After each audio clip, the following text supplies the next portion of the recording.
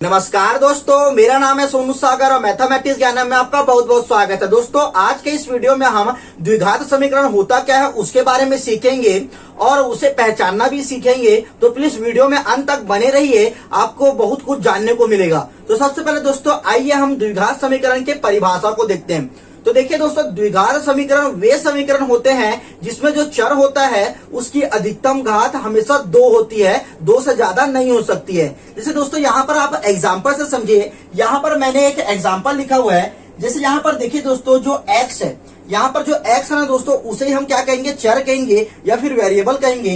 तो ध्यान से देखिए, जो x है ना, इसकी जो अधिकतम घात है, मतलब जो पावर है ना, यहाँ पर 2 है, इसीलिए हम इस समीकरण को क्या कहेंगे कि ये एक द्विघात समीकरण है। ठीक है, तो आइए दोस्तों अब हम इसके मानक रूप को देखते हैं। तो देखिए दोस्तों, यहाँ पर ना जो द्विघात समीकरण है ना, इसका जो मानक रूप है या फिर स्टैंडर्ड फॉर्म है, या फिर आप कह सकते हैं कि ये दिखता कैसे है। तो देखिए, ये हमेशा आपको ऐसा दिखेगा, ax² plus bx plus c is equal to 0। तो ठीक है, ये जो है ना दोस्तों, आपको अगर कोई भी समीकरण इस रूप में अगर दिखता है तो आप समझ जाइएगा वो द्विघात समीकरण होगा। जैसे यहाँ पर देखिए दोस्तों, अगर यहाँ पर जो x है ना, इसकी जगह कुछ नहीं लिखा, इसका मतलब यहाँ पर x की पावर क्या है, 1 है। ये आपको ध्यान में रखना है। ठीक है, अब ध्यान दीजिए दोस्तों, इस समीकरण में जो x होता है ना, उसे हम क्या कहते हैं, चर कहते हैं या फिर वेरिएबल कहते हैं। वेरिएबल ऐसी संख्या होती है दोस्तों जिसका मान ना लगातार बदलता रहता है। जैसे 1, 2, 3, 4 ऐसे इसका मान ना बदलता रहेगा। कभी इसका मान 1 होगा, कभी 2 होगा, कभी 3 होगा, ऐसे ही इसका मान हमेशा बदलता रहेगा। ठीक है, इसीलिए हम इसे क्या कहते हैं, चर या फिर वेरिएबल कहते हैं। ठीक है, अब देखिए दोस्तों, जो a, b और c है इस समीकरण में, इसे हम क्या कहते हैं, अचर कहते हैं या फिर कांस्टेंट कहते हैं। कांस्टेंट मतलब दोस्तों ऐसी वैल्यू जिसका मान बदलता नहीं है, ये हमेशा फिक्स रहता है। अगर किसी समीकरण में a की वैल्यू अगर 2 है तो वो 2 ही रहेगा, उसका मान बदलेगा नहीं। और अगर b का मान 3 है तो 3 ही रहेगा। ठीक है, और अब देखो दोस्तों, यहाँ पर एक मोस्ट इंपॉर्टेंट बात आपको ये ध्यान रखना है, जो a होता है ना, इसकी वैल्यू 0 नहीं हो सकती है। ठीक है, ये कांस्टेंट तो होगा लेकिन a की वैल्यू 0 कभी नहीं हो सकती, ये आपको ध्यान रखना है इस समीकरण में। ठीक है, तो दूसरी बात ये है कि जो b है ना, इसकी वैल्यू 0 हो सकती है और जो c है ना, इसकी वैल्यू भी 0 हो सकती है। ठीक है, बस a की वैल्यू 0 नहीं होगी, ये बात आपको ध्यान रखना है। ठीक है, मैं आपको बता दूं दोस्तों, जो द्विघात समीकरण होता है ना, उसमें केवल एक वेरिएबल होता है। ठीक है, उसमें 2 वेरिएबल नहीं हो सकते, मतलब 2 चर नहीं हो सकते। लेकिन ध्यान दीजिए दोस्तों, देखिए यहाँ पर एक जो पहला समीकरण था ना, यहाँ पर भी x था और यहाँ पर भी x था, मतलब वेरिएबल एक ही है यहाँ पर, x, इसीलिए हम इसे क्या कहे, द्विघात समीकरण है। लेकिन यहाँ पर एक द्विघात समीकरण जैसा दिख रहा है, लेकिन ये है नहीं, क्योंकि यहाँ पर x और यहाँ पर y है, मतलब 2 वेरिएबल है, इसीलिए हम इसे द्विघात समीकरण नहीं कहेंगे। ठीक है, तो आइए दोस्तों अब हम द्विघात समीकरण को उसके प्रश्नों के माध्यम से समझते हैं। तो देखिए दोस्तों, यहाँ पर कुछ प्रश्न मैंने लिखा हुआ है। इन प्रश्नों में आपको बताना है कि कौन सा समीकरण द्विघात समीकरण है और कौन सा समीकरण द्विघात समीकरण नहीं है। तो देखिए, सबसे पहले आप क्या कीजिए, ये जो समीकरण दिख रहे हैं ना, इस समीकरण को ना आप स्टैंडर्ड फॉर्म से, मतलब मानक रूप से ना, इसे मैच कराइए। अगर ये सेम टू सेम ना इस समीकरण जैसा आपको दिखेगा ना, तो आप कहेंगे दोस्तों कि ये द्विघात समीकरण है। अगर मैच नहीं खा रहा है ना, तो आप कहेंगे द्विघात समीकरण नहीं है। ठीक है, तो सबसे पहले क्या कीजिए, अब ध्यान दीजिए दोस्तों, देखिए जो पहला समीकरण है इसे हम मैच कराते हैं। तो देखिए यहाँ पर x है, कुछ नहीं लिखा है, मतलब 1 है। ठीक है, तो देखिए a की जगह में यहाँ पर 1 हो गया, कोई दिक्कत नहीं है, कांस्टेंट वैल्यू है। अब ध्यान से देखिए, x² है, फिर यहाँ पर हो गया b की जगह में 5 हो गया। ठीक है, उसका बाद x है, यहाँ भी x है। ठीक है, उसका यहाँ पर प्लस 6 है, मतलब c की जगह में यहाँ पर कांस्टेंट वैल्यू 6 आ गया, तो ये भी ठीक है। उसका 0 है। ठीक है, तो देखिए दोस्तों, ये जो समीकरण है ना, सेम टू सेम हमारे इस स्टैंडर्ड फॉर्म से मैच खा रहा है, इसीलिए हम कहेंगे ये द्विघात समीकरण है।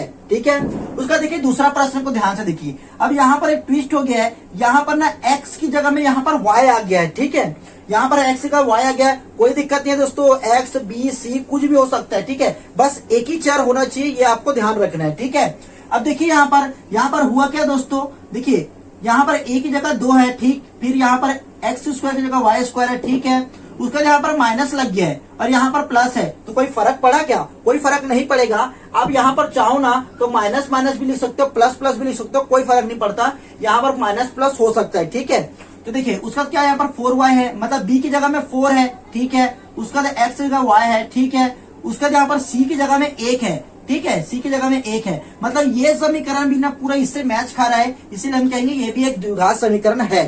ठीक है, उसके बाद आप ध्यान से देखिए दोस्तों, यहाँ पर देखिए ये वाले समीकरण को पहले हमें सॉल्व करना पड़ेगा, उसके बाद हमें पता चलेगा ये द्विघात समीकरण है या नहीं है। तो एक काम करते हैं, इससे पहले इसका गुणा कराते हैं, फिर इसका 1 का इससे गुणा कराते हैं, तब ये हमें पता चल जाएगा। तो देखिए क्या होगा, ये तो यहाँ हो जाएगा एक्स स्क्वायर, यहाँ पर हो जाएगा plus 2x is equal to ये हो जाएगा 0। ठीक है, तो ध्यान से देखिए यहाँ पर ना दोस्तों एक पार्ट मिसिंग है। देखिए a की जगह में यहाँ पर 1 है, ठीक है, उसके बाद एक्स स्क्वायर है, ठीक है, उसके बाद यहाँ पर प्लस 2x है, मतलब b की जगह में यहाँ पर 2 हो गया, ठीक, उसका x है, ठीक है, लेकिन यहाँ पर जो c वाला भाग है ना वो मिसिंग है, c वाला भाग यहाँ है ही नहीं। तो क्या ये द्विघात समीकरण नहीं होगा? द्विघात समीकरण होगा दोस्तों, कोई फर्क नहीं पड़ता। ध्यान दीजिए एक्स स्क्वायर वाला पार्ट होना चाहिए, ये दोनों पार्ट नहीं भी होगा तो चलता है। ठीक है, तो देखिए यहाँ पर जो सी स्क्वायर है ना, यहाँ पर यही नहीं है, मतलब सी स्क्वायर वाला पार्ट यहाँ पर है नहीं, मतलब यहाँ पर सी जो है ना, मतलब सी वाला पार्ट नहीं था तो यहाँ हम लोग 0 लगा सकते हैं, उसका यहाँ पर 0 हो जाएगा। ठीक है, देखिए सी वाला पार्ट नहीं था इसीलिए यहाँ पर मैंने 0 लिख दिया। ठीक है, तो देखिए ये जो समीकरण है ना, इससे मैच अब खा रहा है। ठीक है, इससे मैच खा रहा है, इसीलिए हम क्या कहेंगे ये भी एक द्विघात समीकरण है। ठीक है, अब देखिए दोस्तों ये वाला जो समीकरण है इसे ध्यान से देखिए, यहाँ पर हुआ क्या है दोस्तों, देखिए इसे सॉल्व करना पड़ेगा फिर से हमें। तो सॉल्व करेंगे तो क्या होगा, एक काम करते हैं, 9 जो है ना इसे हम लेफ्ट हैंड साइड में लेके आते हैं, राइट हैंड साइड से, तो ये कुछ ऐसा हो जाएगा, ये हो जाएगा एक्स स्क्वायर माइनस यहाँ पर 9 हो जाएगा इज इक्वल टू यहाँ पर 0।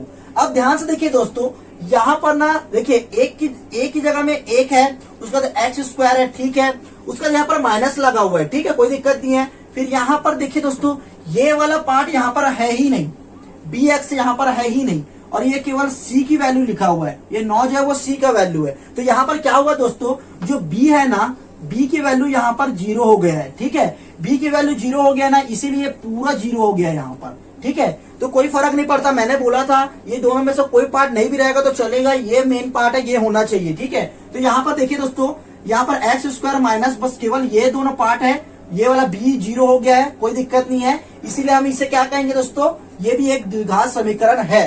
ठीक है, बस यहाँ पर b वाला पार्ट जो है ना मिसिंग है, मतलब b की वैल्यू यहाँ पर 0 हो गई है। ठीक है, अब क्या करना है हमें, अब ध्यान से देखिए ये वाले समीकरण को देखिए दोस्तों, यहाँ पर एक बात बताता हूँ दोस्तों, देखिए यहाँ पर एक्स स्क्वायर वाला पार्ट है, ठीक है, a की जगह में 2 है और एक्स स्क्वायर है, ठीक, लेकिन ध्यान दीजिए दोस्तों यहाँ पर b भी है, ठीक है, b की जगह यहाँ पर 2 है, ठीक है, लेकिन एक बात यहाँ पर देखिए दोस्तों, मैंने आपको बोला था यहाँ पर जो x है ना उसकी घात 1 होती है। ठीक है, मतलब यहाँ पर जो x दिख रहा है आपको इसकी घात 1 है, लेकिन यहाँ पर देखिए अंडर रूट में है, मतलब दोस्तों यहाँ पर ना अंडर रूट जो होता है ना उसकी घात 1/2 होता है। ठीक है, अंडर रूट की घात 1/2 होता है। ठीक है, अंडर रूट मतलब 1/2 होता है इसका पावर। ठीक है, तो देखिए इसकी पावर कितना है, 1/2 है, मतलब यहाँ पर इसको मैं लिख सकता हूँ 1/2, ये पर लिख सकता हूँ, मतलब यहाँ पर एक्स स्क्वायर के एक्स 1 होना चाहिए था, एक्स की घात 1 होना चाहिए था, यहाँ पर 1/2 है, इसीलिए हमने दोस्तों इससे ही समझ आ गया है कि ये द्विघात समीकरण है ही नहीं। अब ध्यान दीजिए दोस्तों, ये वाले समीकरणों को देखिए, यहाँ पर 2 चर आ गए हैं, 2 चर मतलब दोस्तों देखिए यहाँ पर एक्स स्क्वायर वाला पार्ट तो है, ठीक है, उसके बाद क्या है यहाँ पर b की वैल्यू भी है, लेकिन y यहाँ पर x जगह y आ गया है। ठीक है, तो देखिए यहाँ पर 2 चर हो गया है, एक चर ये है, एक चर ये है, मतलब वेरिएबल यहाँ पर 2 बन गया है, एक एक्स स्क्वायर है और यहाँ पर एक y हो गया है, क्योंकि मैंने आपको बोला था द्विघात समीकरण में केवल एक चर होता है, 2 चर नहीं हो सकते हैं। ठीक है, तो देखिए यहाँ पर एक चर ये है, एक चर ये है, तो ये क्या हो गया, द्विघात समीकरण नहीं है, क्योंकि x और y एक साथ नहीं रह सकते। अगर द्विघात समीकरण है तो वहां पर ना केवल x होना चाहिए, अगर यहाँ पर y की जगह x होता तो हम कहते इसे द्विघात समीकरण है, लेकिन यहाँ पर x और यहाँ पर y है, इसीलिए हम कहेंगे द्विघात समीकरण नहीं है, तो ये भी द्विघात समीकरण नहीं होगा। ठीक है, तो देखिए दोस्तों, आपको मैंने कुछ प्रश्न दिया हुआ है, प्लीज इन प्रश्नों को सॉल्व करके बताइएगा कि इनमें से कौन सा द्विघात समीकरण है और कौन सा द्विघात समीकरण नहीं है। प्लीज कमेंट सेक्शन में इसका आंसर जरूर दीजिएगा, और वीडियो पसंद आया तो प्लीज वीडियो को लाइक कर दीजिए और हमारे चैनल को सब्सक्राइब कर दीजिए। मिलते हैं दोस्तों नेक्स्ट वीडियो में, यहाँ तक वीडियो देखने के लिए आपका बहुत बहुत धन्यवाद।